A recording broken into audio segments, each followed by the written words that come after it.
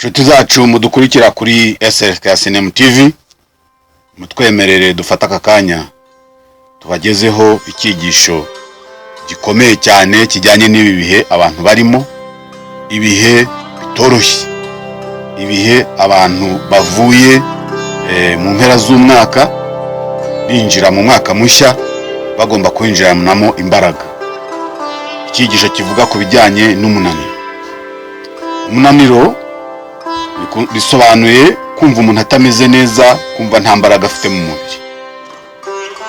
Ibi ngibi bishobora kuba akaye gato cyangwa se bikaba iby'igihe kirekire. Buri muntu wese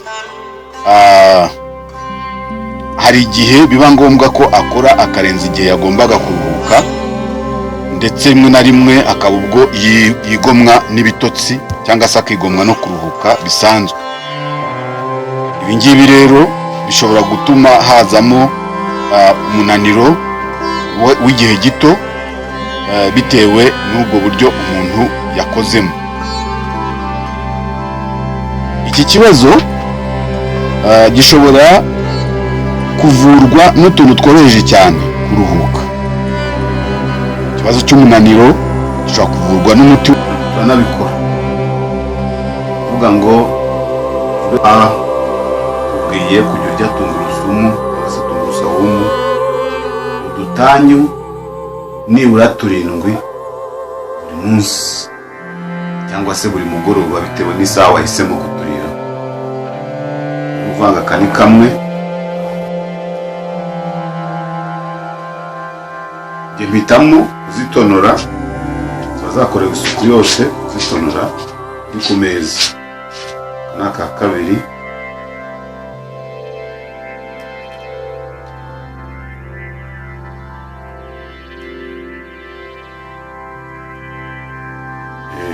tubikora mubireba kugira ngo utabikubwira ukavuga uti biragoye. Aka ni aka gatatu,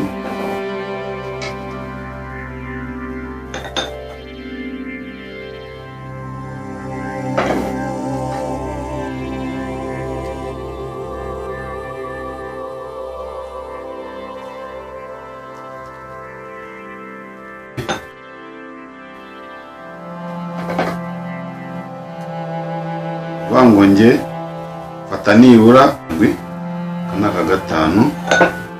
Hano mu mashini harimo akandi ka gatandatu, ubunyobwa nibyo byinshi. Yenda nshobora kugira kandi kantu gato mfatisha, ariko ubundi cyo kurya cyane mugoroba ni iki, kugira ngo umuntu ashobore kuruhuka neza, asinzire neza nta kibazo, nta ngorane ziri mu mubiri. Noneho rero ntabwo ikurikiyeho ni ukuzikora ku buryo ziribwa nyine mu buryo bworoshye.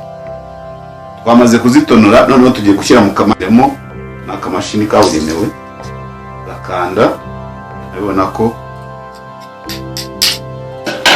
ihita ihinduka ifu. Umuntu agashyiramo akandi, gakanda, urusumu zanjye zigahinduka yoroheje cyane, ariwo bita kuruhuka. Ariko iyo bibaye iby'igihe kirekire kandi bigagumyaza bigaruka kenshi, icyo gihe umunaniro uba wahindutse ikibazo gikomeye, ndetse ugomba kuvurwa nk'uburwayi bwose. Umunaniro w'igihe kirekire ushobora guturuka ku bintu byinshi bitandukanye.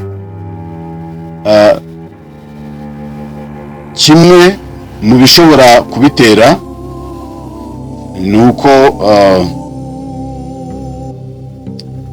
hari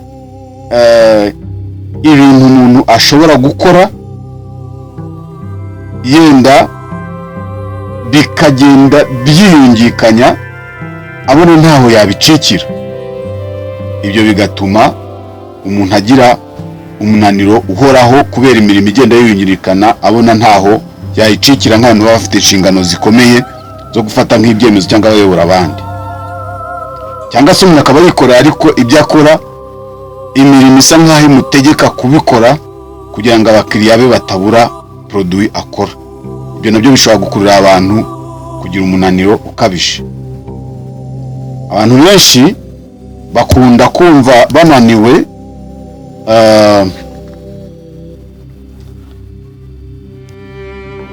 ariko kubera imiterere yabo, iyo bafite akazi bakabona badashobora kujya kuruhuka batakarangije, bene abo bantu bakunze guhura n'ibibazo. Abo bantu nibo abantu bita ngo ni aba perfectionist, cyangwa se abantu baba bashaka gushyira ibintu mu murongo neza, akaba adashobora kujya kuruhuka atarangije ibintu yakoraga, kabone niyo byamusaba kurara ijoro ryose abikora, ariko akemera ijoro ryose akarirara ntaruhuke. Ibyo rero bikunda kuzanamo utundi tubazo mu mubiri, kuko umubiri utaruhutse urabyishyuza.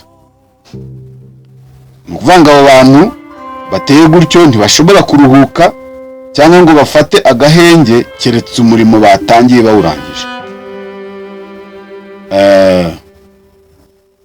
Ariko inama bene abo bantu bahabwa ni uko bajya bagerageza gufata umwanya wo kuruhuka, niyo byaba ngombwa ko hari imirimo bakika itarangiye bakabikora, kuko bitagenze gutyo bagira umunaniro w'igihe kirekire kandi ushobora guhinduka uburwayi nk'ubundi bwose. Bimwe mu bitera umunaniro cyangwa uburwayi bw'umunaniro ni ibiki? Ikintu gikomeye cyane mu bitera umunaniro ni igihe umubiri uba watakaje ubushobozi bwo gukora imbaraga ziwufasha gukora ku buryo umuntu yumva afite nyine imbaraga zisanzwe zo gukora, cyangwa se akabura imbaraga mu by'ukuri bitewe n'uko n'imirire itameze neza, idaha umubiri ibikenewe byose muri uwo muntu. Umunaniro ni ikimenyetso kiba kigaragaza ko ingirabuzima fatizo z'umubiri zitari kubona ibikenewe byose biva mu biryo kugira ngo umubiri ushobore gukora imbaraga nk'uko bikwiye. Akamenyero ko kurya ibyo kurya binogerejwe nk'amafu y'umweru anogerejwe, ndetse n'amasukari y'umweru anogerejwe, n'ibinyampeke binogerejwe, n'ibiribwa byakoze muri bene ayo mafu, ibyo byose n'ibindi bintu byatunganyirijwe mu nganda, ndetse n'ibiryo byo mu bikombe, biragenda bigaca umubiri intege, noneho bigatuma ibigize umubiri udashobora gukora neza nk'uko bikwiye. Ibiryo byambuwe ireme bwite ryabyo bijya nabyo ntabwo bishobora gutanga ibikenewe mu mubiri, kuko biba byambuwe nyine iryo reme, ku buryo bene ibyo biryo akenshi vitamini z'ingenzi zagombye kubonekamo byafashwe mu buryo buri bwo ntaziba zirimo, cyane cyane amavitamine n'imyunyungugu nk'uko twabibonye mu byigisho bishize. Bene ibyo biryo bituma abantu bahorana umunabi, bagahorana umunaniro udashira, bakabyibuha umubyibuho utagenzurwa, ndetse hakaba umubiri ukahinduka ikigega cy'ibibazo byinshi by'urusobe bigenda bisimburana, ari byo byibanze mu bantu bo muri iki gihe cy'iterambere mu bihugu byose byo ku isi, byaba ibikennye byaba n'ibikize. Hari uburwayi bumwe na bumwe bukunda gutera umunaniro mu bantu. Urugero nk'umuntu ufite kugira amaraso make, ibyo bita anemi, nabyo ni kimwe mu kintu rusange gikunda gutuma abantu bahora bagira umunaniro. Abantu bafite amaraso make bakunda guhora bafite umunaniro buri munsi, ariko birumvikana nuko nyine oxygene ibigenda mu mubiri ari nke, kuko oxygene ikurikira insoro z'umutuku. Birazwi neza ko iyo amaraso ananiwe n'umubiri uhita ucika intege. Ku bantu bafite anemia cyangwa bafite amaraso make mu mubiri, oxygene bari nke cyane mu mubiri ku buryo aho ikenewe mu nyama z'umubiri ntabwo iba ihagije.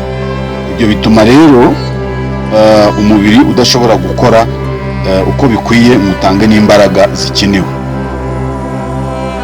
Ibi biragenda bikazana ikindi kibazo gikomeye ko umuntu ahora afite umunaniro uhoraho wa karande, akagira depression cyangwa kwiheba, ndetse anemia akenshi ikunda kuba iturutse cyane cyane ku kubura k'umunyu w'ubutare ku buryo bukabije mu mubiri w'umuntu, ndetse na vitamine B12 rimwe na rimwe, ndetse na vitamine B6.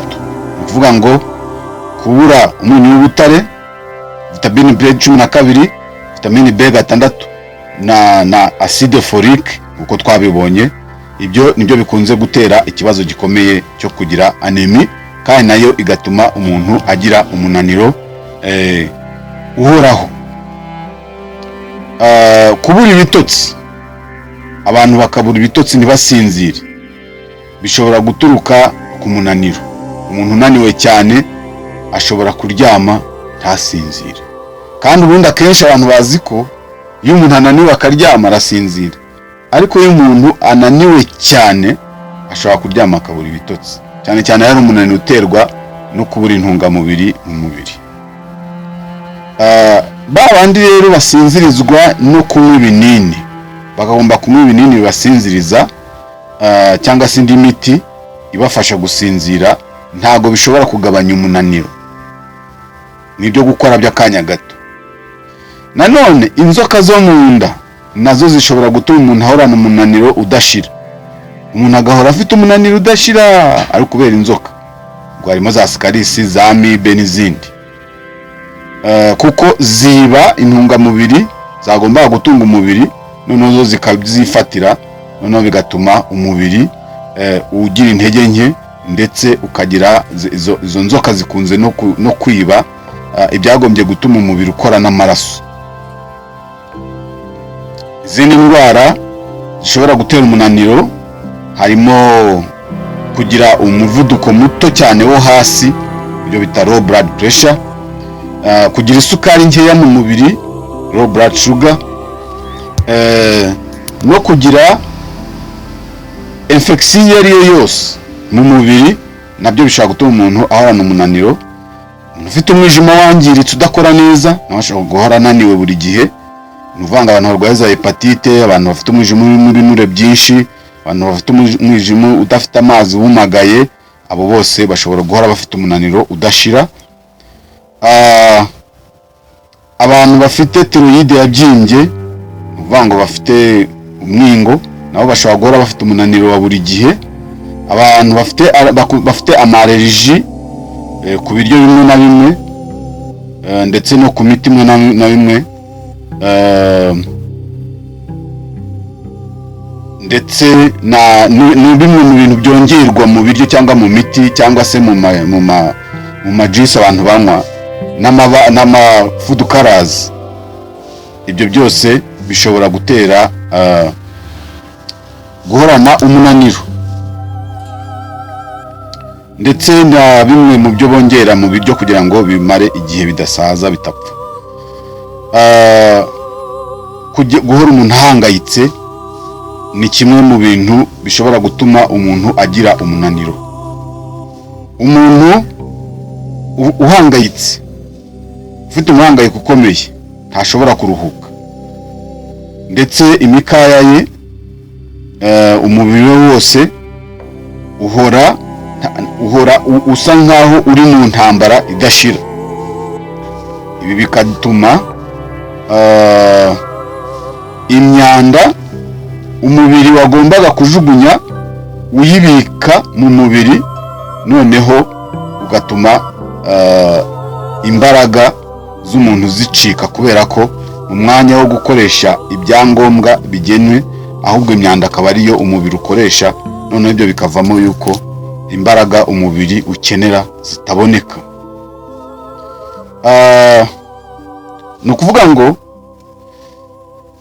umukuru wa muntu kuri bene abo bantu ibyo kurya bihora bitwikwa, ariko bigatwikwa hakoreshejwe acide lactique aho kugira ngo bitwikwe hakoresheje oxygene. Ubwo ni ukuvuga ngo ibyo kurya cyangwa se bikora imbaraga iyo bitwiswe hakorwa acide lactique, ubwo igikurikiraho ni uko mu mubiri hakwiramo ikintu kimeze nk'ikinya. Noneho bya byo kurya byagomba gukorwamo imbaraga zijya gufasha umubiri, ahubwo bigahinduka ibibazo bijya kongerera umubiri umuzigo. Abantu bahorana agahangayiko katarangira, bagahora bahangayitse, bagahora bameze nk'abarakaye.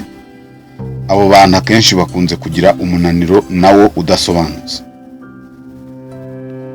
Noneho rero umuti w'uyu munaniro ni uwuhe? Gufata ingamba z'imirire nicyo kintu cya mbere cy'ibanze mu kuvura uyu munaniro. Umunaniro, ubushakashatsi bwagaragaje ko abantu barya utwo kurya dutoya mu bihe runaka bitandukanye n'ibihe bisanzwe byo kurya, kandi hakaribwa utwo kurya tw'ingenzi ku bantu bafite uyu munaniro, bishobora gutuma uyu munaniro wabo ugabanuka ndetse bikaruhura n'ubwonko. Ndetse ibyo bintu bituma abantu bagira umunaniro mwinshi bashobora kubona uko batekereza neza, ndetse bakashobora gukora imirimo neza kurusha abantu barya inshuro 3 ku munsi zonyine. Utu two kurya twita mid meals cyangwa se utwo kurya tuza twunganira ibyo kurya bindi biba byariwe, twagombye kuba dushingiye ku mbuto zumye cyangwa ziri fresh, umutobe w'imbuto cyangwa se umutobe w'imboga ziri fresh, imboga ziri fresh, twa sandwich dutoya dukozwe mu binyampeke byuzuye. Utu two kurya two kuribwa hagati tutari ku masaha yo kurya asanzwe, tugomba kuba ari duke cyane, ndetse umuntu akarya ibyo kurya, akagabanya ibyo kurya yaryaga ku mafunguro asanzwe, kugira ngo turiya two kurya ashobora kudufata. Tugomba gufatwa ku masaha amwe, ni ukuvuga ngo nka 5 za mu gitondo ndetse na 10 z'umugoroba, ndetse n'igihe mbere y'uko umuntu ajya kuryama akagira utuntu afata ko twavuze aho ngaho, turimo imbuto, turimo imboga mbisi cyangwa umutobe w'imboga cyangwa umutobe w'imbuto. Uwo murwayi ufite umunaniro agomba kurya ibyo kurya bizima bishobora kumuha imbaraga zikenewe. Umugabo witwa Charles Dokoti w'i Londres mu gitabo cye yanditse yasobanuye, yerekana aho abantu bashobora kwifashisha ibyabafasha gutuma bashobora guhangana n'uwo munaniro. Yagize ati,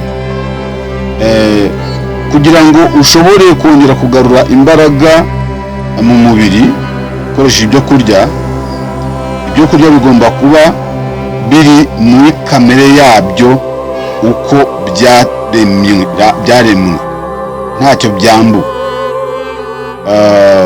Akavuga ibinyampeke, uduseeds cyangwa se utunyamisogwe nk'ingano, n'izindi zitwa rye seeds nazo n'ubwoko bw'ingano, ibigori na barley seeds nazo n'ubwoko bw'ingano, ndetse na oats cyangwa se porridge seeds. izo nizo atangaho urugero akavuga ati ibi binyampeke byafashwa ari bizima byuzuye ndetse bikaba byasekuwe fresh bitahinduriwe ireme. Ibyo ngibyo rwose bishobora gufasha kurwanya ikibazo cy'umunaniro udasobanutse cyangwa se uri chronique.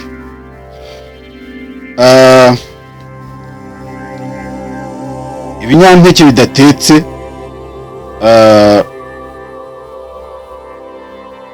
nabyo bishobora gukoreshwa kugira ngo bifashe, cyane cyane nk'abashobora kubibona biri fresh bakabikoramo nk'amata, nk'ibigori bigisarurwa bakabikoramo amata, cyangwa se biriya binyampeke bindi, ndetse n'abakoreshaga amasaka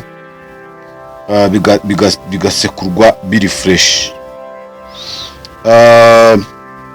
Ibyo kurya byiza ni ibyo kurya bifite amavitamine n'imyunyungugu by'ingenzi umubiri ukeneye kugira ngo ushobore gukora inshingano zawo. Uvanga ibyo kurya byambuye ireme ryabyo bwite nta nubwo bishobora gutanga ubuzima. Uyu mugabo Mash atanga inama y'uko ibinyabunyobwa biriwe bidatetse ari bibisi bikaribwa bigikurwaho agahu kabyo, imboga ziva mu butaka, ubwo no kuvuga ni za karoti na za beterave na za radi na za nave, imboga z'ibinyabijumba, ndetse akavuga ko ibinyamisogwe ndetse n'imboga zikomoka ziva mu butaka bishobora kongera kumera, nibyo bishobora gutanga ubuzima. Ni ukuvuga ngo icyo kurya udashobora gutera ngo kimere, icyo ngicyo menya ko kidashobora gutanga n'ubuzima kuko kiba cyambuwe ubuzima. Uvuga ngo kugira ngo umuntu amenye ko icyo kurya agiye kurya gishobora kumuha ubuzima, ni uko ashobora kugitaba mu butaka kikamera. Niba ari impeke ukazishyira mu butaka zikamera, niba ari ikinyakijumba ukagishyira mu butaka kikamera, ibyo bintu udashobora gushyira mu butaka ngo bimere, ubwo umenye ngo nta buzima bifite, nta nubwo bishobora gutanga ibituma umuntu agira ubuzima bwiza. Umuntu rero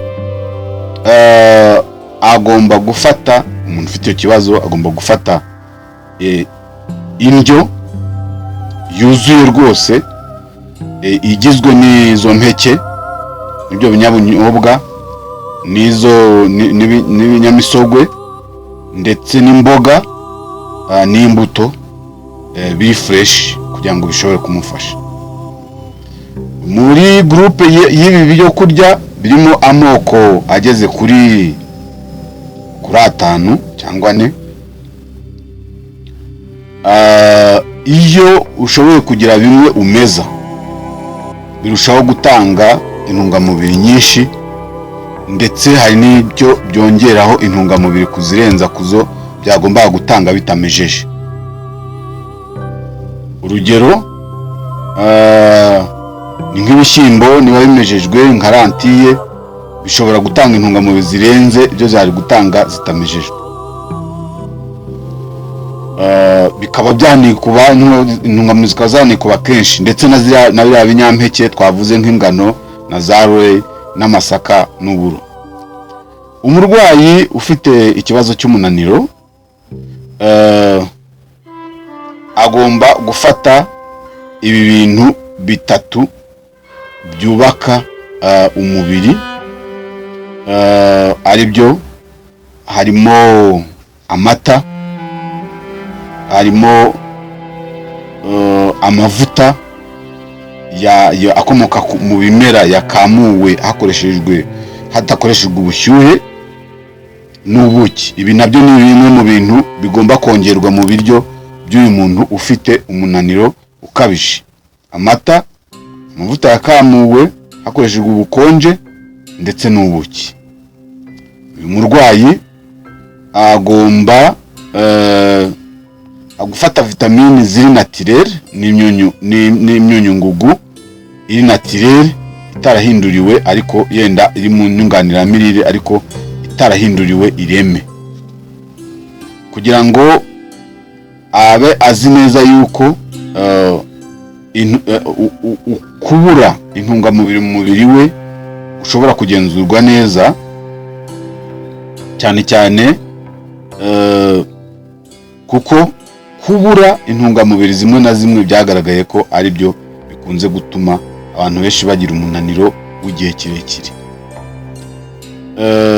Kubura vitamini yitwa pantothenic acid cyangwa acide pantothenic, vitamini B group,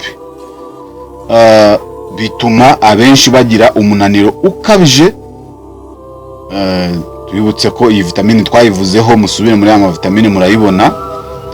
Kugira rero kubura iyi vitamine bishobora kujyana nanone no kumva umuntu atentebutse, ndetse n'imvubura zo ku mpyiko ze zikagira intege nke, aribyo bita low adrenal balance, ku buryo umuntu ahaguruka yari yicaye akagira isereri, akabona ibintu bimeze nk'inyenyeri mu maso. Kenshi bituruka kuri kubura kw'iyo vitamine.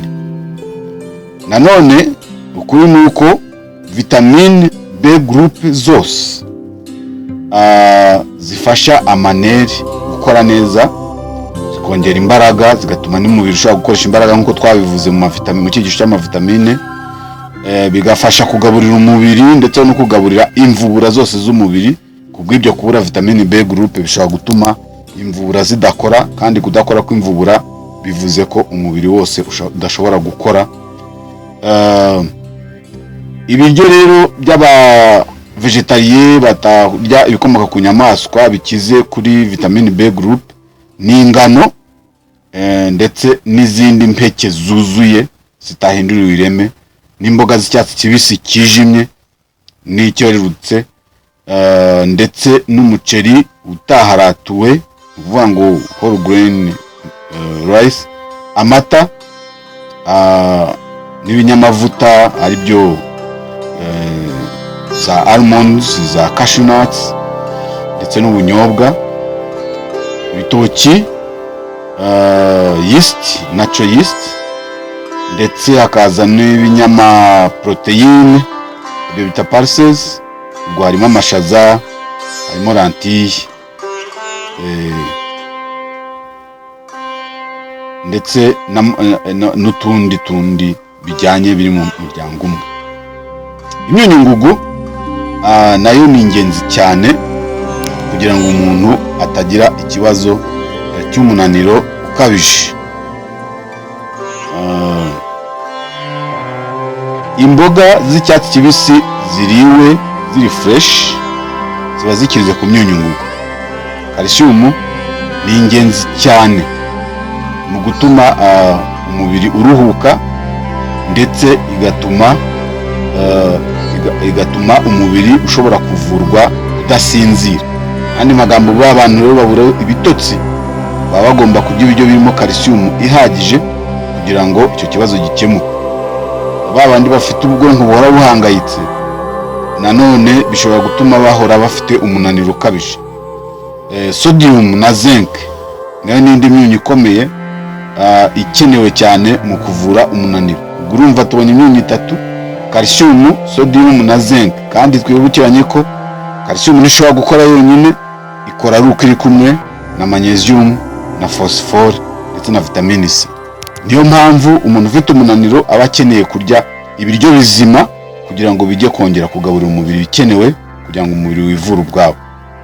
Imboga rero zakozwemo imitobe nk'uko twabigishije ko bakora imitobe mu mboga ziri fresh. Iyo mitobe irafasha cyane. Iyo mitobe cyane cyane itangwaho urugero yafasha ku iki kibazo ni umutobe wa karoti ziri fresh, igafata mu buryo butandukanye, ariko cyangwa se igafatanywa n'indi mitobe ariyo ya umutobe ukozwe muri beterave ndetse na kokombure. Ni ingenzi cyane mu kurwanya umunaniro. Ibi bintu bitatu, karoti, beterave na kokombure, ni ingenzi cyane mu kurwanya umunaniro. Ariko nuko ibi bintu bigomba kuba biri fresh, bitashaje. bitarabitswe muri firigo ngo bihunikwe, oya biri fresh bigakorwa mu mutobe. Twabigishije uburyo bakora imitobe, utarabibonye yasubira inyuma akajya kureba ama video yacu yuko twabyigishijemo, noneho nyuma mbere yuko akora ibi ngibi. Formule rero yo kubikora nuko umuntu ashobora gukora mililitiro 500, karoti zigafata mililitiro 300 mwizo 500, beterave zigafata mililitiro 100, noneho na kokombure mililitiro 100, byose bikabukora mililitiro 500. Niyo ji igenwe kugira ngo umuntu ayikoreshe yivura umunaniro, akajya yifata izi mililitiro 500 ku munsi agenda nko gake gake. Umurwayi ufite umunaniro agomba kwirinda kunywa za energy boosters, birabyo yitwa za energy boosters, agomba kuzirinda kuko biriya nta kindi bikorera umuntu uretse kumuha kumubeshya yuko umunaniro washize kandi byazagaruka bikamubera bibi cyane. Ibyo bintu abantu bakunze gukoresha, hari nk'abantu bagenda bakanywa aspirin, abandi bakanywa ibiturisha ubwonko byo tranquilizers n'indi miti iturisha ubwonko. Ibyo bintu si byiza. Hari n'abagenda bakanywa za kambucha, abandi bakagenda bakanywa ikawa, abandi bakanywa inzoga, abandi bakanywa itabi, ndetse abandi bakarya amasukari amwe namwe, abandi bakagira ama sweet bafata. Ibyo byose abantu bagomba kumenya ko ari ukubyitondera kuko bibangiriza ubuzima, si byiza. Icyo ziriya za energy booster abantu banywa zikora mu kanya gato zimarira umuntu ni ukuwushuka, noneho bigatuma umuntu iyo bimushizemo amererwa nabi kurusha uko yari ameze mbere. Kubw'ibyo rero inama zitangwa nuko abantu bakwiye kwirinda gukoresha ziriya za energy booster ziri temporary cyangwa se ziriya zishuka umubiri, ahubwo umuntu agakoresha iriya juice twavuze ya karoti na beterave na kokombure, ahubwo umuntu akaba yakongeramo dates cyangwa Indian jaggery kugira ngo yongeremo isukari ijya gutuma imbaraga ziyongera. Kandi nkuko twabibonye nuko bimwe mu bintu uyu muntu ufite iki kibazo agomba kutabura mu biryo bye nuko harimo amata, hakabamo amavuta yakamuwe mu buryo buri cold, ndetse akongera n'ubuki. Ubwo rero hano nakongera ko yakongeramo na jaggery ndetse na dates. Ibyo bintu byafasha umuntu kongera imbaraga mu buryo karemano, atagombye kujya kwihata ibintu byangiza bishuka umubiri. Iyi ni S Healthcare CNM TV. Turabakunda, tuzakomeza kubaha ibibafasha kandi bituma imibiri yanyu igubwa neza. Murakoze cyane, turabakunda.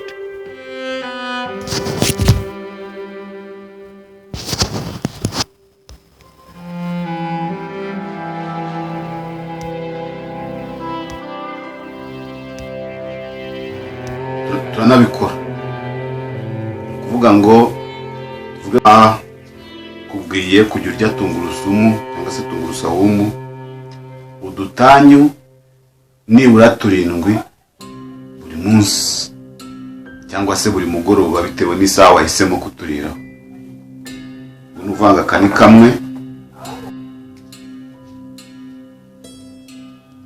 nge mpitamo kuzitonora, bazakorewe isuku yose kuzitonora ni ku meza. Kanaka kabiri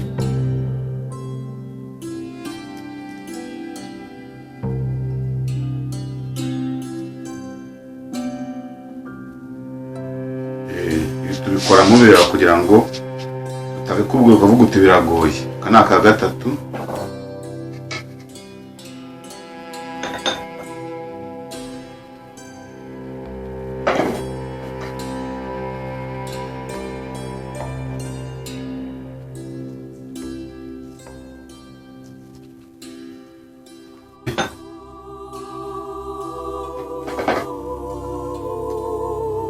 wangonge fata nibura kanaka gatanu. Hano mu mashini harimo kandi ka gatandatu. Ubunyobwa nibyo byinshi yenda nshobora kugira kandi kantu gato mfatisha, ariko ubundi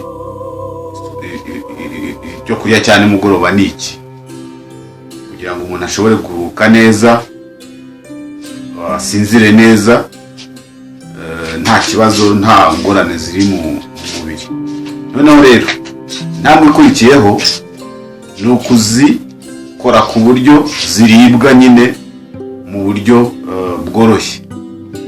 Twamaze kuzitonora, noneho tugiye gushyira mu akamashini kabugenewe, akanda, urabona ko ihita ihinduka ifu. Kugira ngo ashyiramo akandi, gakanda, ingurusumu zanjye zigahinduka ifu. Nta kwinjira umuntu ajya gusekura, oya, gukoresha aka kamashini. Kanda, hinduka ifu kugeza zose zibaye kuriya. Noneho avanga ibyo kurya. Niba tukubwiye ngo jya ufata udutanya tungana gutya, ni uku nguku bigenza. Niba wahitamo gufata kamwe, ni uburenganzira bwawe. Nyifata 7 buri mugoroba, ariko bitewe n'umuntu ushobora guhitamo.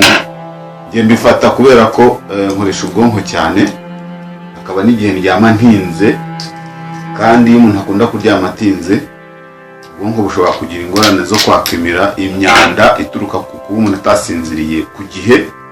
Ibyo bikaba byatuma imitsi yo mu mutwe yangirika. Iyi rero tungurusamu niko kazi ijya gukora, ijya kuzibura no kukanira imyanda yitsindagiye mu bwonko kubera kutaruhuka bihagije, bigatuma amaraso ashobora kugenda neza. Ni ukuvanga akazi ko gupresa za tungurusamu zanjye kararangiye. Igisigaye ni ukuyivanga mu byo kurya, kuyivanga muri za mboga zanjye, ya supu. Kuko tujya tuvuga tuti buri mugoroba bagomba gukora isupu igizwe n'imboga za dodo, zo ziboneka cyane. Aho zitaboneka mugakoresha izindi zishobora kuboneka nka spinach, ndetse nkunda kubwira abantu no gukoresha cyane cyane sukuma wiki, kuko bashobora kuzibona izo bita collard, amashu yenda. Ariko izo ngizo nizo nziza cyane mu gukoresha, kubashyiramo na puwaro nyinshi ndetse na twa pavuro dukeya na persil. Izo nizo mboga nziza zo kurya kugira ngo ugire ubuzima bwiza. Urabona ko ibyo tubabwira turabikora. Ubu supu yanjye igiye gukurikira hano gutangira kuyirya, iraryoshye cyane.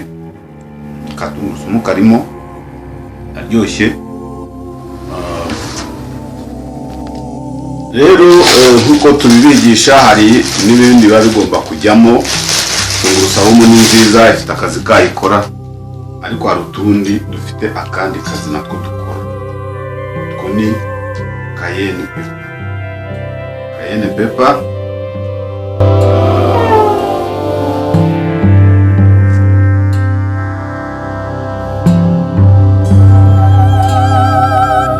hano ishyize mu gakoresho ko kuyikata. Noneho urangije ugashyira akamashini kacu gakata kugira ngo ukate cayenne.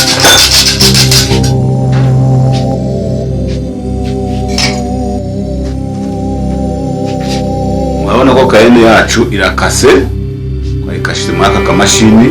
Tugiye kuyongeramo wenda itakatse, nanjye kuyishyiramo ikate, ushyizemo hano, aha tugafunga akamashini kacu gakata.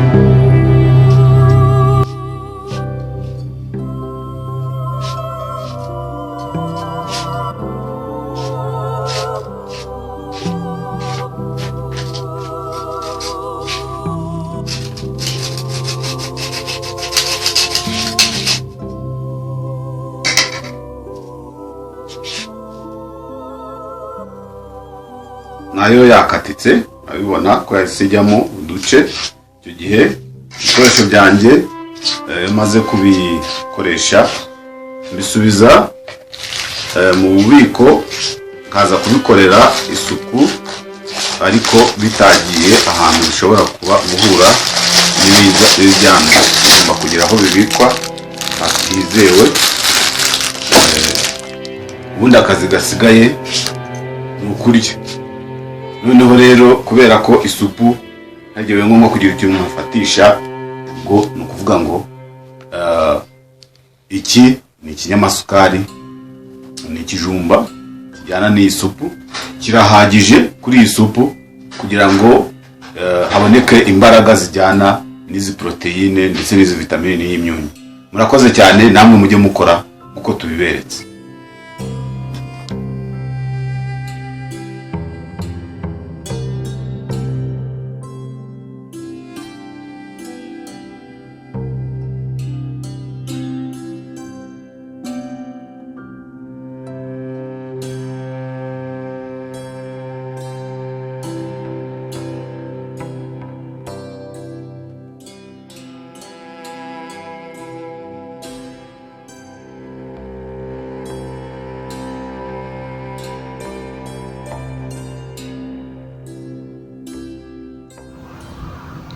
Iyi ni exercise abantu bafite ibibazo by'amaso bakwiye gukora buri munsi, nibura nk'inshuro 3